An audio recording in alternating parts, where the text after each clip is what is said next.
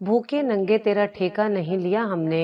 मेरी भाभी ने जोरदार थप्पड़ मेरे 3 साला बेटे को मारा, जो फ्रिज से रात की रोटी निकाल कर खा रहा था, और फिर फ्रिज को ताला लगा दिया। मैंने जब से आंखें मींच ली और रोते हुए बेटे को कहा कि अल्लाह से मांगो, वो सब देता है। मैंने तो उसे बहलाने के लिए कहा था, पर वो मासूम सजदे में गिरा, अल्लाह से बोला, आज मुझे और अम्मा को पेट भरकर रोटी खिला दो। मैं उसकी दुआ पर तड़प उठी, पर नहीं जानती थी अल्लाह यतीम बच्चे की दुआ इतनी जल्दी कबूल करता है कि 2 लम्हे बाद ही अचानक मेरे बेटे के मुंह में भी पानी भराया था। तभी वो मुझे या अपनी मुमानी से कुछ कहे बिना फ्रिज की तरफ गया था और फ्रिज का दरवाजा खोलकर कुछ खाने के लिए ढूंढने लगा था। मेरी नजर उसी पर थी। मैं उस मासूम को बड़े गौर से देख रही थी, जो पाँव की एड़ियां उठाए कुछ खाने के लिए देख रहा था। तब उसका हाथ रात की बची हुई रोटी पर जाकर रुक गया। उसने वो रोटी खींचने की कोशिश की, तो उसी कोशिश में सामने रखा जूस फर्श पर बिखर गया था, जिसको देखकर मेरी भाभी गुस्से से खौलती हुई उसके पास आई थी और उसके नंगे वजूद पर जोरदार थप्पड़ मारा था। जब एक थप्पड़ से कुछ ना हुआ, तो उसने 2-3 थप्पड़ और उस मासूम को जड़ दिए थे और कहने लगी थी कि भूखे नंगे हमने तेरी रोटी का ठेका नहीं उठा रखा। उस मासूम के हाथ में रात की सूखी रोटी ही तो थी, वो भी उस जालिम ने उससे छीन ली थी और फिर फ्रिज को भी ताला लगा दिया था। वो मेरे सामने मेरे मासूम 3 साला बेटे को इतनी बुरी तरह से मार रही थी कि उसके जिस्म पर उसकी उंगलियों के निशान वाज़े नजर आने लगे थे।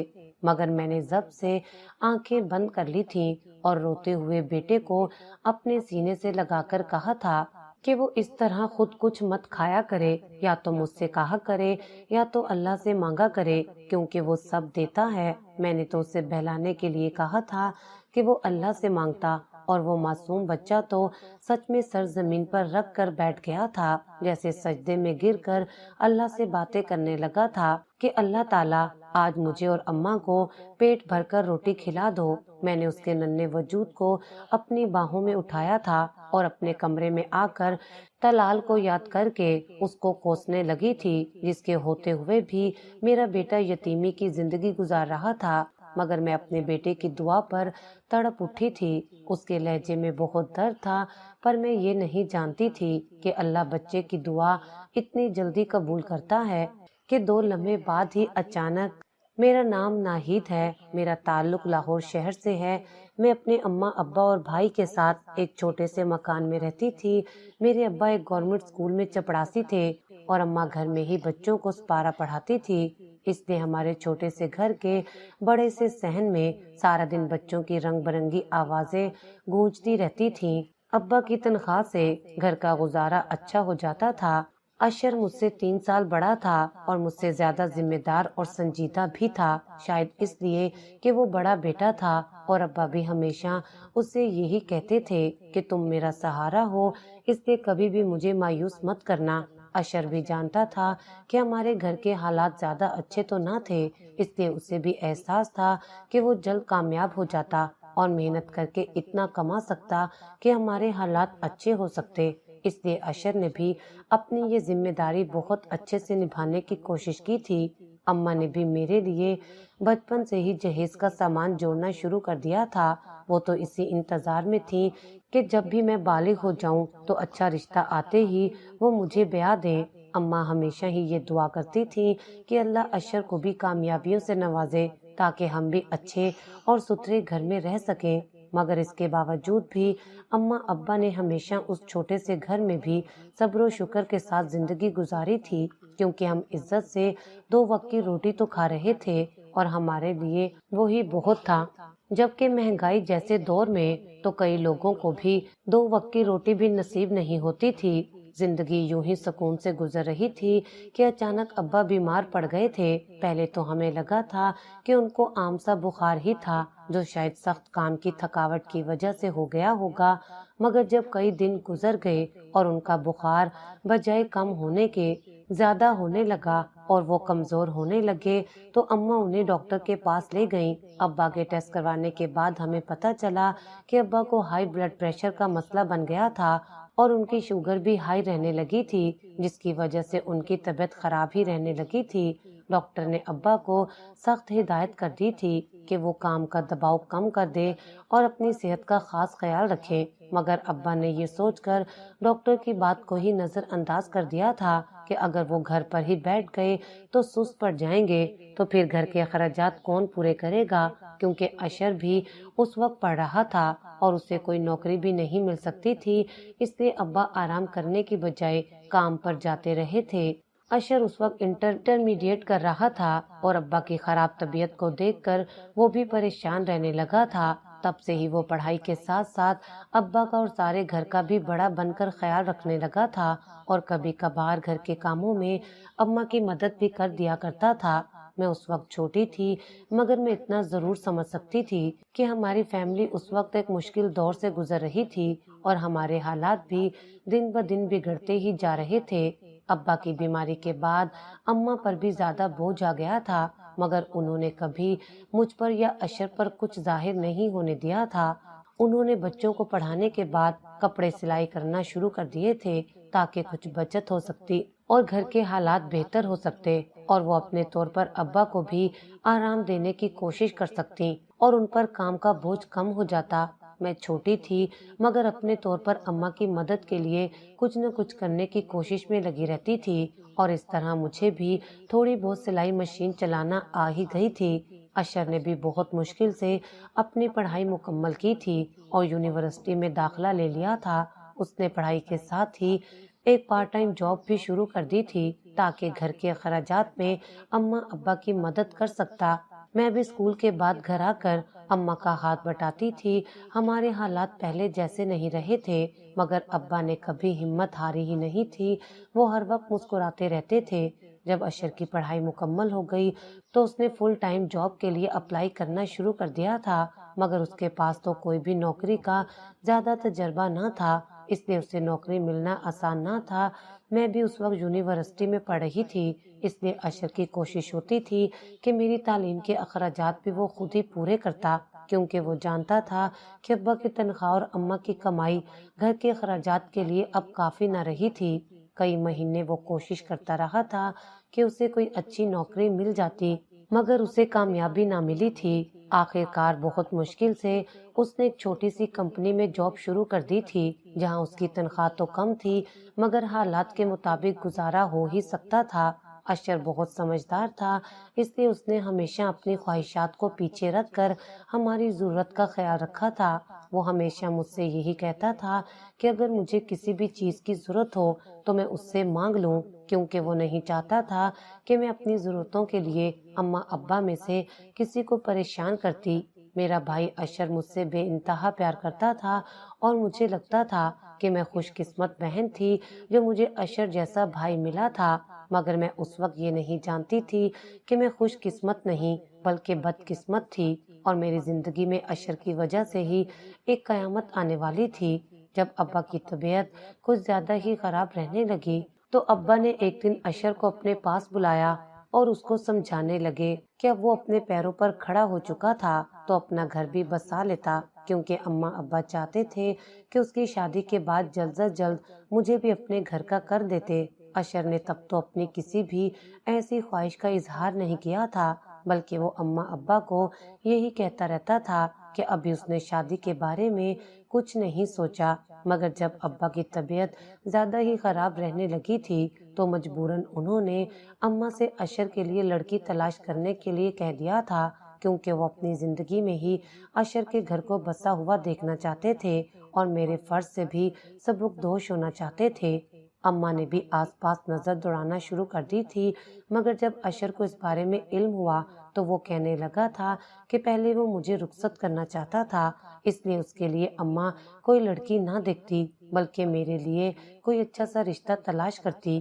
اماں نے اشر کو سمجھانے کی کوشش کی تھی کہ وہ بڑا بھائی تھا، اس لیے وہ پہلے شادی کر لیتا، مگر اس نے بھی اماں کو صاف صاف کہہ دیا تھا کہ پہلے وہ میری ذمہ داری نبھائے گا، اس کے بعد ہی اپنے بارے میں سوچے گا، اور آخر کار اماں میرے رشتے کے لیے مان گئی تھی۔ میرے گھر والے چاہتے تھے کہ میرا رشتہ کسی ایسی جگہ پر ہوتا جہاں لوگ میری عزت کرتے اور میری ساری زندگی سکون سے گزرتی، مگر نصیبوں کا لکھا بھلا کون ٹال سکتا ہے۔ खूबसूरत तो मैं थी ही, पर कम उम्र भी थी। उस वक्त मेरी उम्र 18 साल थी जब अम्मा ने मेरे लिए रिश्ता तलाश करना शुरू किया था। मगर अशर को मेरे लिए कोई लड़का पसंद ही नहीं आता था। वो हर एक में कोई न कोई खामी या नुक्स निकाल कर इनकार कर देता था, क्योंकि वो मेरे लिए किसी शहजादे को ढूंढ रहा था जो उसकी बहन को शहजादियों की तरह रख सकता। मगर आखिरकार उसको मेरे लिए तलाल का रिश्ता पसंद आ ही गया था। मेरे घर वालों ने बड़ी उम्मीदों के साथ मेरा रिश्ता तलाल के साथ तय किया था। सबको लगता था कि मैं तलाल के साथ सारी जिंदगी हंसी खुशी रहूंगी, मगर किस्मत को तो शायद कुछ और ही मंजूर था। अब्बा की तबीयत बिगड़ती जा रही थी, इसलिए अम्मा चाहती थी कि जल्दी मुझे तलाल के साथ रुखसत कर दिया जाता। अशर और अम्मा ने अब्बा को जबरदस्ती घर में रुकने के लिए और रिटायरमेंट लेने के लिए मजबूर कर दिया था, क्योंकि अम्मा को डर था कि कहीं काम के दौरान ही उनके साथ कोई हादसा न पेश आ जाता। अब्बू तो आराम करने लगे थे, तो फिर अशर और अम्मा ने ही दिन रात मेहनत करके जितना हो सका था मेरे लिए बाकी जरूरियात का सामान बनाया था और मुझे तलाल के साथ रुखसत कर दिया था। तलाल एक अच्छी कंपनी में काम करता था और उसकी तनख्वाह भी बहुत अच्छी थी। उसकी छोटी सी फैमिली में मेरा भी जल्दी दिल लग गया था। उसकी एक ही बहन थी और वो एक ही भाई था जो उससे बड़ा और दो बच्चों का बाप था। शादी के इब्तदाई दिनों में तो सब कुछ मामूल के मुताबिक था। मैं नई नवेली दुल्हन थी और मैं बहुत खुश भी थी, क्योंकि मुझे उस घर में ज्यादा कोई काम तो करना नहीं पड़ता था, क्योंकि उनके घर के हालात इस घर से बहुत बेहतर थे।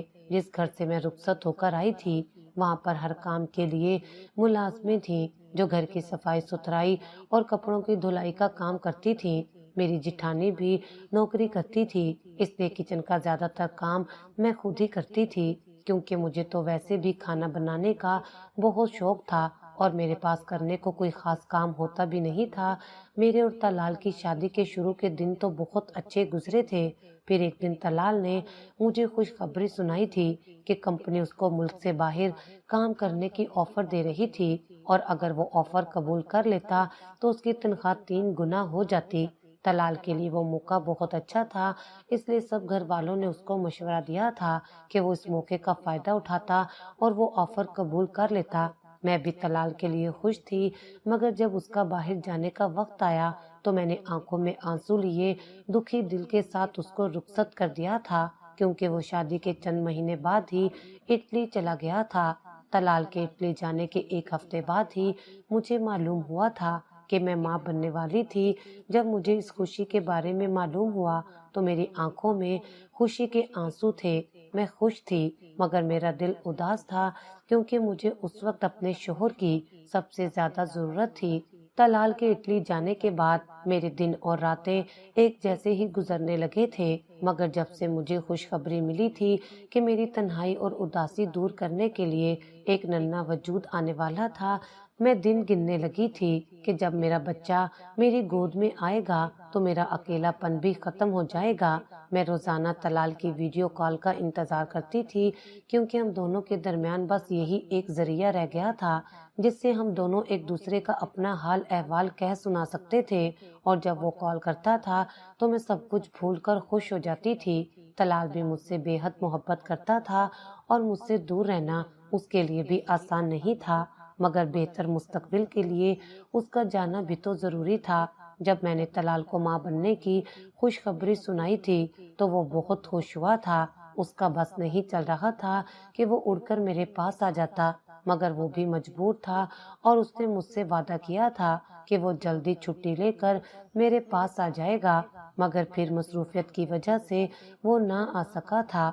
मैंने भी खुद को ये कहकर समझा लिया था कि अगर वो मेरी खुशी के लिए इतनी मेहनत कर रहा था तो मुझे भी उसका साथ देना चाहिए था और सब्र करना चाहिए था। वैसे भी मेरे पास तो मेरा बच्चा भी आने वाला था, इसलिए मैं ज्यादा परेशान और उदास नहीं हुई थी। जब मेरी जेठानी को मालूम हुआ था कि मैं माँ बनने वाली थी तो उसने मुझ पर काम का बोझ ज्यादा डाल दिया था और मुझे कहने लगी थी कि अगर मैं ज्यादा काम करूंगी तो ऑपरेशन से भी बच जाऊंगी और इस तरह मेरा बच्चा भी सेहतमंद पैदा होगा। तलाल मेरे बारे में फिक्रमंद रहने लगा था, क्योंकि उसको मेरी हालत की परवाह थी और मेरा कमरा भी घर के दूसरे फ्लोर पर था। جبکہ باقی گھر والے پہلے فلور پر رہتے تھے۔ تب طلال مجھے کہنے لگا کہ میں جٹھانی کے ساتھ اس کے کمرے میں سو جایا کروں، مگر میں نے اس کو انکار کر دیا تھا کیونکہ مجھے اچھا نہیں لگتا تھا کہ جیٹھ کے ہوتے ہوئے میں اپنی جٹھانی کے کمرے میں سوتی۔ مگر طلال کو میری بات سن کر غصہ آ گیا تھا اور وہ مجھے کہنے لگا تھا کہ میں اس کے بھائی کے بارے میں ایسا کچھ کیسے سوچ سکتی تھی۔ مگر میں نے طلال کو سمجھانے کی کوشش کی تھی کہ میں اس کے بھائی کو غلط نہیں سمجھ رہی تھی، بلکہ میں اس کی موجودگی میں اس کے کمرے میں نہیں سو سکتی تھی۔ مگر طلال مجھ سے ناراض ہو گیا اور بہت دن تک مجھ سے بات ہی نہیں کی تھی۔ پہلے تو سب کچھ معمول کے مطابق رہا تھا، مگر جیسے جیسے وقت گزرنے لگا تھا مجھے اپنے سسرال والوں کے رویے میں بھی ایک عجیب سی تبدیلی محسوس ہونے لگی تھی۔ پہلے جہاں میری نند اور جٹھانی میرے ساتھ ہنسی مذاق کرتی تھیں، آہستہ آہستہ وہ مجھ سے بات کم کرنے لگی تھیں اور میرا خیال رکھنے کی بجائے وہ الٹا مجھ پر احسان جتانے لگی تھیں کہ میں تو ویسے بھی خوش نصیب تھی جو میرا شوہر باہر بیٹھ کر پیسے کما رہا تھا۔ ان کو لگتا تھا کہ میں اپنے شوہر کی کمائی پر بس عیش و آرام میں زندگی گزار رہی تھی۔ مگر جب میرا چھٹا مہینہ شروع ہوا تو میری جیٹھانی نے صفائی والی ملازموں کو کام سے ہٹا دیا تھا اور کہنے لگی کہ گھر کی صفائی کا کام میں ہی کیا کروں گی تاکہ آپریشن سے بچ سکتی۔ میں سارے گھر کی صفائی کرتی تھی، مگر میری طبیعت اجازت نہ دیتی تھی کہ میں ہر روز سارے گھر کی صفائی ستھرائی کے ساتھ ساتھ کچن کا کام بھی کرتی۔ تب میں نے طلال سے بات کی تھی کہ وہی اپنی بھابھی کو سمجھاتا کہ مجھ سے زیادہ کام نہیں ہوتا تھا، کیونکہ جٹھانی کے بچے گھر میں بہت کچرا پھیلاتے تھے، جس کی وجہ سے مجھے دوبارہ صفائی کرنا پڑتی تھی۔ مگر طلال نے میری حمایت کرنے کی بجائے الٹا مجھے ہی ڈانٹنا شروع کر دیا تھا اور کہنے لگا تھا کہ اس کی بھابھی نے بھی تو 2 بچے پیدا کیے تھے، اس لیے جیسے وہ کہتی تھی مجھے ویسے کرنا چاہیے تھا۔ مگر میری ہمت جواب دے جاتی تھی اور مجھ سے زیادہ کام ہی نہیں ہوتا تھا۔ تب میری جٹھانی نے طلال کو میرے بارے میں نہ جانے کیا باتیں کہنا شروع کر دی تھی کہ وہ مجھ سے بدگمان رہنے لگا تھا اور مجھے کہتا تھا کہ میں اس کی امیدوں پر پورا کیوں نہیں اترتی تھی، اس کو ہر کام سے انکار کیوں کر دیتی تھی۔ میں نے اپنی جیٹھانی کو بھی سمجھانا چاہا تھا، مگر اس نے مجھے یہ کہہ کر میرے میکے بھیج دیا تھا کہ اگر مجھے آرام کرنا تھا تو میں اپنی ماں کے گھر ہی چلی جاتی۔ میں نے بہت کوشش کی تھی کہ کسی طرح طلال کو سمجھا سکتی، مگر اس کو تو صرف اپنی بھابھی کی ہر بات ہی ٹھیک لگتی تھی، کیونکہ طلال مجھ سے اکثر کہتا تھا کہ اس کی ماں کی موت کے بعد سے اس کی بھابھی نے ہی اس کو ماں کی طرح پالا تھا۔ مگر میں بھی جانتی تھی کہ طلال کی ماں کے انتقال کو تو زیادہ وقت بھی نہیں گزرا تھا، مگر میں نے بحث کرنا مناسب نہیں سمجھا تھا کیونکہ مجھے بھی اس وقت آرام کی ضرورت تھی۔ اس لیے میں بھی اپنا کچھ سامان لے کر اماں کے گھر آ گئی تھی۔ اماں نے بھائی کو کچھ نہیں بتایا تھا، بلکہ بس اتنا ہی کہا تھا کہ میں امید سے تھی، اس لیے جب تک بچے کی پیدائش نہیں ہو جاتی میں ان کے ساتھ ہی رہنے والی تھی۔ اماں کے گھر جانے کے بعد مجھے ایسا لگا جیسے میں کسی قید سے نکل کر ایک پرسکون جگہ پر پہنچ گئی تھی اور اماں بھی میری ہر ضرورت کا خیال رکھنے لگی تھی، مگر میرے دل کا بوجھ کم نہیں ہو رہا تھا۔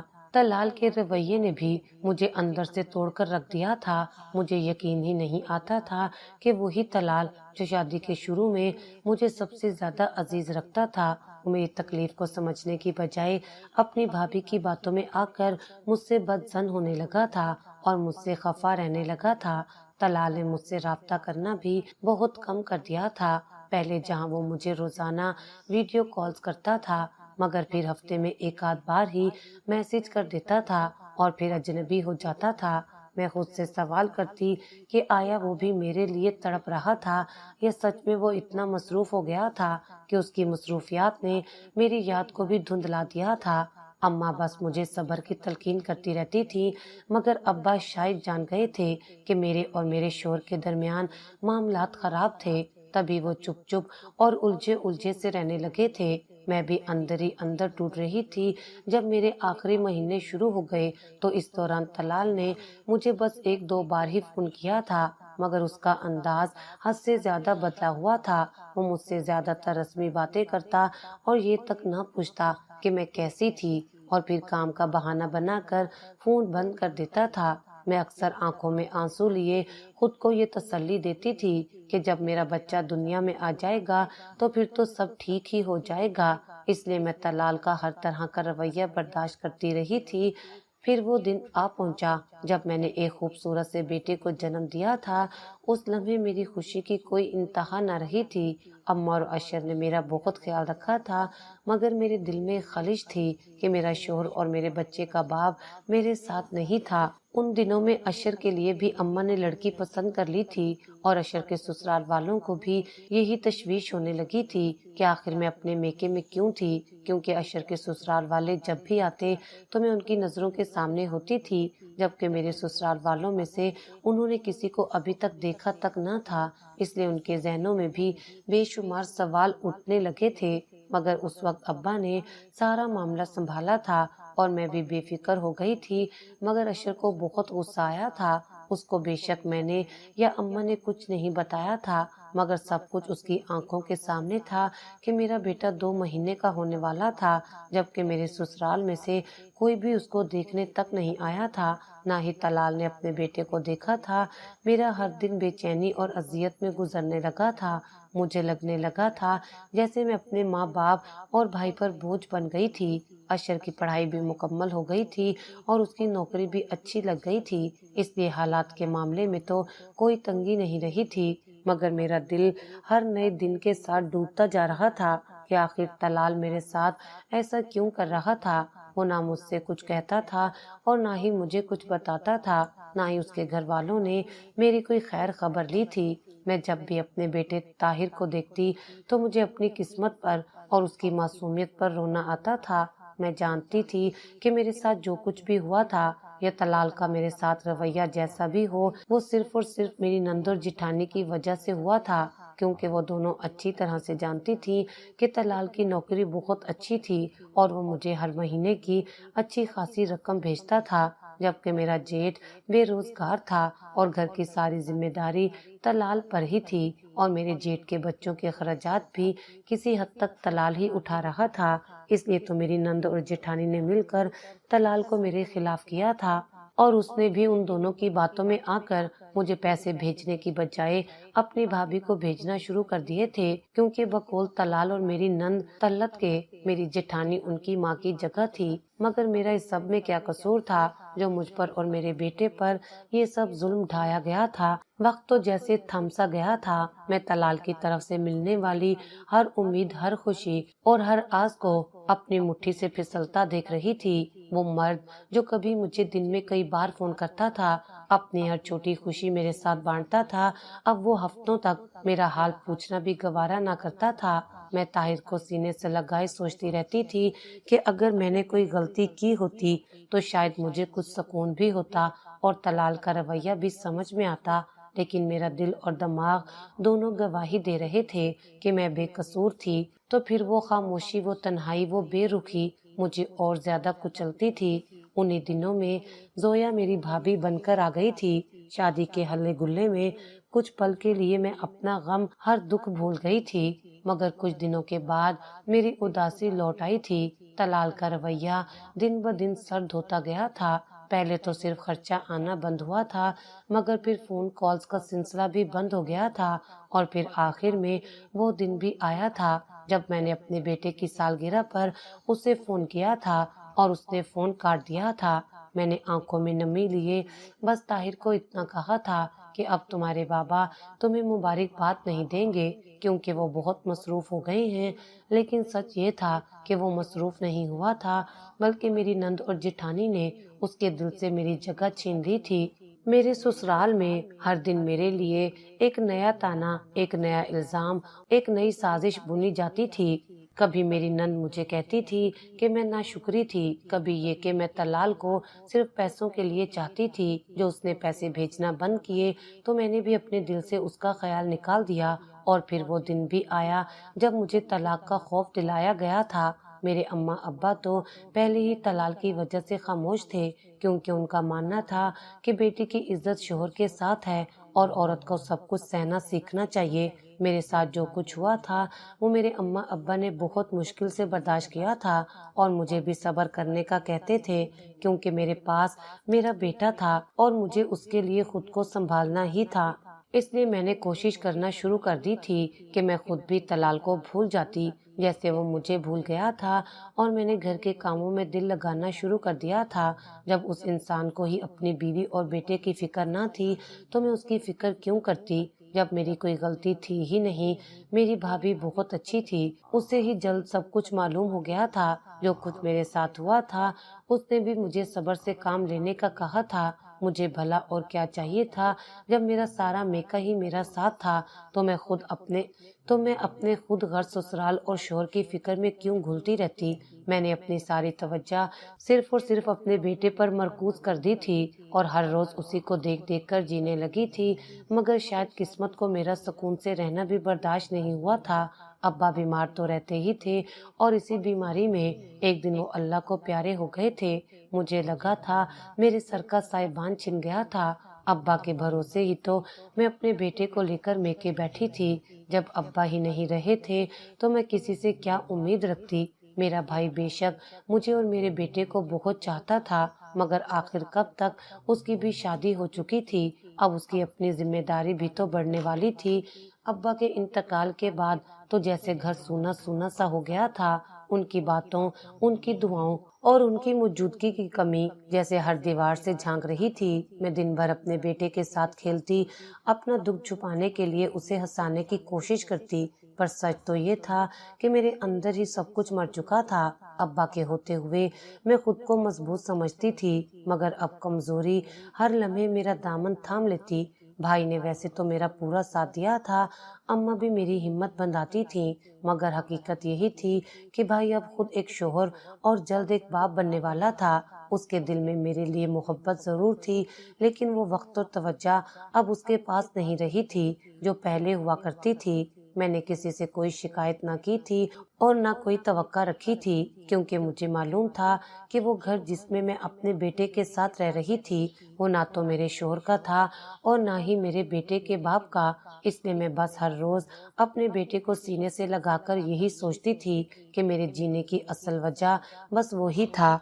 और फिर वो दिन भी आ गया जब मेरा भाई भी एक बेटी का बाप बन गया।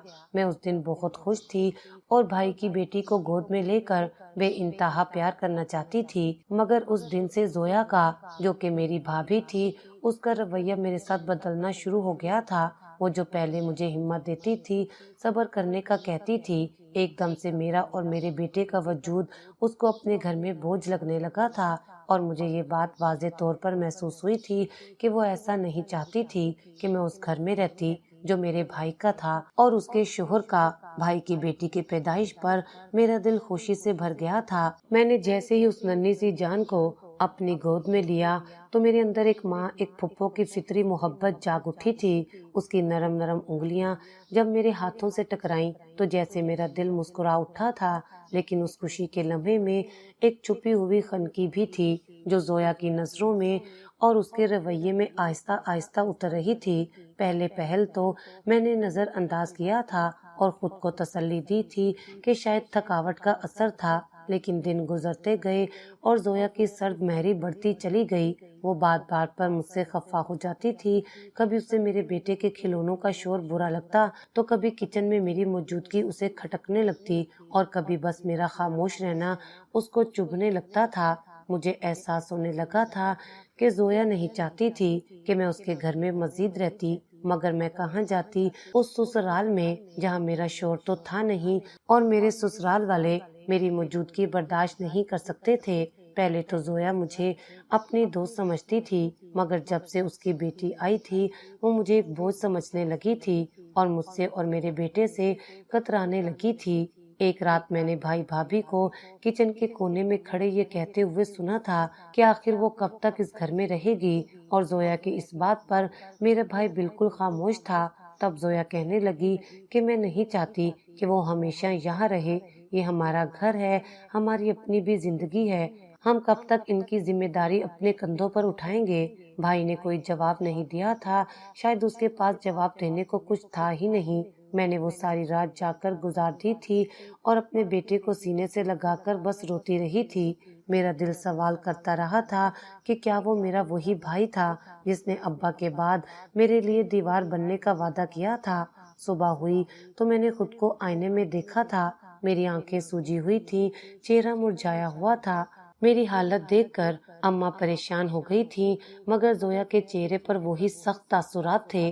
میں نے گھر کے سارے کام اکیلے ہی کرنا شروع کر دیے تھے تاکہ زویا کو مجھ سے یا میرے بیٹے سے کوئی پریشانی نہ ہوتی، مگر وہ پھر بھی خوش نہیں ہوتی تھی۔ میں اپنے ہی بھائی کے گھر میں اس کی بیوی اور بیٹی کی نوکرانی بن کر رہ گئی تھی۔ میں سارا دن گھر کے کام کاج کرتی رہتی، اکثر طاہر روتا رہتا، مگر میں اپنے بیٹے کو روتا چھوڑ کر کام میں لگی رہتی تاکہ میری بھابھی کو مجھ سے کوئی شکایت نہ ہوتی، مگر وہ کسی صورت مجھ سے خوشی نہیں ہوتی تھی، بلکہ وہ تو مجھ سے اور میرے بیٹے سے بھی چیزیں چھپا چھپا کر رکھنے لگی تھی۔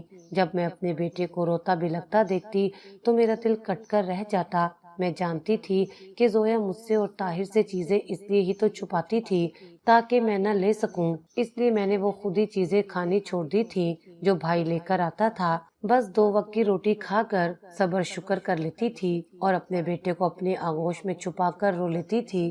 میں نے جتنی اذیت برداشت کی تھی، مجھے لگتا تھا جیسے کہ میرا بیٹا یتیم تھا جو مجھے اتنی مشکلات کا سامنا کرنا پڑ رہا تھا، کیونکہ اس کا باپ اگر زندہ تھا تو میرے اور بیٹے کے تو کسی کام کا نہیں رہا تھا۔ اس کے ہوتے ہوئے بھی میں اور میرا بیٹا 2 وقت کی روٹی کو ترس گئے تھے، مگر میں نے کبھی بھائی بھابھی سے کوئی شکایت نہیں کی تھی۔ ایسے ہی وقت گزرتا گیا اور میرا بیٹا 3 سال کا اور بھائی کی بیٹی 2 سال کی ہو گئے تھے۔ وہ دونوں سارا دن گھر میں کھیلتے کودتے رہتے، مگر زویا میرے بیٹے کو بے وجہ ڈانٹتی اور مارتی رہتی کہ گھر میں وہ گندگی پھیلاتا تھا، جبکہ وہ تو بس بھائی کی بیٹی انایا کے ساتھ کھیلتا اور کھاتا پیتا تھا۔ لیکن میں جانتی تھی کہ زویا اس کو ڈانٹ مار کر میرا غصہ اس معصوم پر اتارتی تھی، اور بھائی بھی ایک دم خاموش تھا۔ شاید اس کو بھی میری اپنے گھر میں موجودگی کھٹکنے لگی تھی، جو وہ اپنی بیوی کو کچھ کہتا نہیں تھا۔ میرا بھائی جب بھی اپنی بیوی اور بیٹی کو لے کر کوئی چیز لے کر آتا تو میں طاہر کو لے کر کمرے میں آ جاتی تاکہ وہ ضد نہ کرتا، مگر وہ تو بچہ تھا، اس کے مچلتے دل کو میں کیسے قابو کرتی۔ وہ بھاگ بھاگ کر انایا کے پاس جاتا اور اس سے چیزیں لے کر کھانے کی کوشش کرتا۔ میرے پاس اتنے پیسے بھی نہ تھے کہ میں اپنے بیٹے اور اپنے لیے نئے کپڑے لے سکتی۔ اپنا گزارا تو میں جیسے تیسے کر ہی لیتی تھی، مگر طاہر کو میں کبھی بنا کپڑوں کے چھوڑ دیتی اور کبھی اپنے پرانے کپڑوں میں سے کاٹ کر اس کو اڑا دیتی، مگر کبھی کوئی شکایت کا حرف تک زبان پر آنے نہ دیا تھا۔ میرے لیے تو اتنا ہی کافی تھا کہ بھائی بھابھی نے مجھے اپنی چھت کے نیچے رہنے کے لیے جگہ دی تھی، اور پھر ایک دن ایسا آیا جب مجھے وہ چھت چھوڑنے کا فیصلہ بھی کرنا پڑ گیا۔ جب گرمیوں کی تپتی دھوپ تھی اور میں کچن میں کھڑی کام نپٹا رہی تھی، طاہر کو میں نے لنگوٹ پہنا رکھا تھا اور وہ انایا کے ساتھ کھیلنے لگا تھا۔ جب زویا انایا کو ایک سائڈ پر لے کر گئی اور اس کو پھل کھلانے لگی، وہ دیکھ کر طاہر کے منہ میں بھی پانی بھر آیا تھا۔ تب بھی وہ مجھے یا اپنی ممانی سے کچھ کہے بنا فریج کی طرف گیا تھا اور فریج کا دروازہ کھول کر کچھ کھانے کے لیے ڈھونڈنے لگا تھا۔ میری نظر اسی پر تھی۔ میں اس معصوم کو بڑے غور سے دیکھ رہی تھی جو پاؤں کی ایڑیاں اٹھائے کچھ کھانے کے لیے دیکھ رہا تھا۔ تب اس کا ہاتھ رات کی بچی ہوئی روٹی پر جا کر رک گیا۔ اس نے وہ روٹی کھینچنے کی کوشش کی تو اسی کوشش میں سامنے رکھا جوس فرش پر بکھر گیا، جس کو دیکھ کر زویا غصے سے کھولتی ہوئی اس کے پاس آئی اور اس کے ننگے وجود پر زوردار تھپڑ مارا۔ جب ایک تھپڑ سے کچھ نہ ہوا تو اس نے 2-3 تھپڑ اور اس معصوم کو جڑ دیے اور کہنے لگی کہ بھوکے ننگے، ہم نے تیری روٹی کا ٹھیکہ نہیں اٹھا رکھا۔ اس معصوم کے ہاتھ میں رات کی سوکھی روٹی ہی تو تھی، وہ بھی اس ظالم نے اس سے چھین لی تھی، اور پھر فریج کو بھی تالا لگا دیا تھا۔ وہ میرے سامنے میرے معصوم 3 سال کے بیٹے کو اتنی بری طرح سے مار رہی تھی کہ اس کے جسم پر اس کی انگلیوں کے نشان واضح نظر آنے لگے تھے، مگر میں نے ضبط سے آنکھیں بند کر لی اور روتے ہوئے بیٹے کو اپنے سینے سے لگا کر کہا تھا کہ وہ اس طرح خود مت کچھ کھایا کرے، یا تو مجھ سے کہا کرے یا تو اللہ سے مانگا کرے، کیونکہ وہ سب کو دیتا ہے۔ میں نے تو اسے بہلانے کے لیے کہا تھا کہ وہ اللہ سے مانگتا، اور وہ معصوم بچہ تو سچ میں سر زمین پر رکھ کر بیٹھ گیا تھا، جیسے سجدے میں گر کر اللہ سے باتیں کرنے لگا تھا کہ اللہ تعالیٰ آج مجھے اور اماں کو پیٹ بھر کر روٹی کھلا دو۔ میں نے اس ننھے وجود کو اپنی باہوں میں اٹھایا تھا اور اپنے کمرے میں آ کر طلال کو یاد کر کے اس کو کوسنے لگی تھی، جس کے ہوتے ہوئے بھی میرا بیٹا یتیمی کی زندگی گزار رہا تھا۔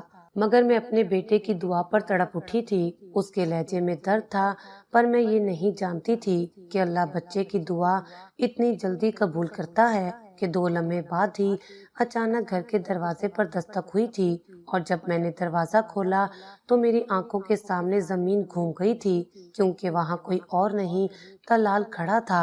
मेरे बच्चे का बाप, मेरे ताहिर का बाप था। उसकी आंखों में शर्मिंदगी थी। ताहिर उसे पहचान नहीं पाया था, मगर तलाल ने उसे पहचान लिया था। वो तो उसका बाप था। तलाल ने कुछ भी कहे बगैर ताहिर को अपने गले लगाया था और उसे बेतहाशा प्यार करने लगा था। मगर मुझे कुछ समझ नहीं आ रहा था कि आखिर 3 सालों के बाद तलाल के दिल में मेरी याद कैसे जिंदा हो गई थी। वो तो सिर्फ अपनी बहन और भाभी की ही बात मानता था, जो हर वक्त उसको मेरे खिलाफ ही करती रहती थी। फिर वो मेरे पास कैसे लौट आया था? मगर तलाल मुझसे माफी मांगने लगा था कि उसने अपनी भाभी और बहन की बातों में आकर मेरे साथ नाइंसाफी की थी, और अब वो मुझे लेने आया था। तलाल बार बार मुझसे बस यही कह रहा था कि मैं बहुत शर्मिंदा हूँ। अपनी भाभी की बातों में आकर तुम्हें नजरअंदाज करना मेरी जिंदगी की सबसे बड़ी गलती थी। मैंने भाभी की हर बात मानी थी, मगर जब उन्होंने मुझे ये कहा कि तुम्हारा किरदार भी ठीक नहीं, तब मुझे भाभी की बातों पर यकीन नहीं आया था, और मुझे एहसास हुआ था कि भाभी की बातों में आकर मैंने तुम्हारे साथ कितना गलत किया था, जबकि तुमने हमेशा मेरा साथ दिया। मैं तो मर्द कहलाने के लायक भी नहीं रहा। मैंने तलाल से बस इतना कहा था कि ताहिर तुम्हारा बेटा है, मगर तुमने उसके लिए कुछ नहीं किया। आज अगर वो जिंदा है तो सिर्फ मेरी कोशिशों से। मेरी आवाज भारी हो गई थी, मगर मैं रोई नहीं थी।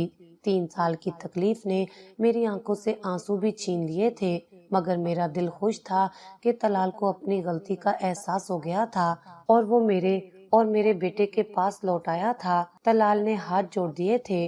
मेरे दिल में एक तूफान बरपा था। एक तरफ उसकी निदामत थी, तो दूसरी तरफ वो सब रातें थीं जब मैंने ताहिर को अकेले ही संभाला था, जब मुआशरे की नजरें मुझे दागदार कहती थीं कि मेरा शोहर कहाँ था। उस लम्हे मेरे अंदर की माँ कुछ पल को कमजोर पड़ी थी, मगर मैंने खुद को संभाला था। मैं कमजोर नहीं थी। वो लम्हा मेरे लिए कयामत से कम ना था। 3 साल की रातें, बेख्वाबी और दुआएं सब रंग लाई थी, मगर दिल अभी भी डरा हुआ था कि कहीं मेरी नंद और जिठानी एक बार फिर से मुझे उस घर से निकाल ना दे। मगर अब तलाल ने मुझसे वादा किया था कि वो हर हाल में मेरा साथ देगा, क्योंकि उसको मुझ पर यकीन था। आज मैं, तलाल और ताहिर इटली में ही रहते हैं। मैं अपनी नंद और जिठानी से दूर अपने शोहर के साथ एक ऐसी दुनिया में रह रही हूँ जहाँ मुझे अब ना तो अपनी भाभी की कोई जरूरत है और ना ही अपनी जिठानी और नंद के इल्जामात का कोई डर खौफ है। अम्मा भी अब मुतमईन है कि उनकी बेटी सुखी है।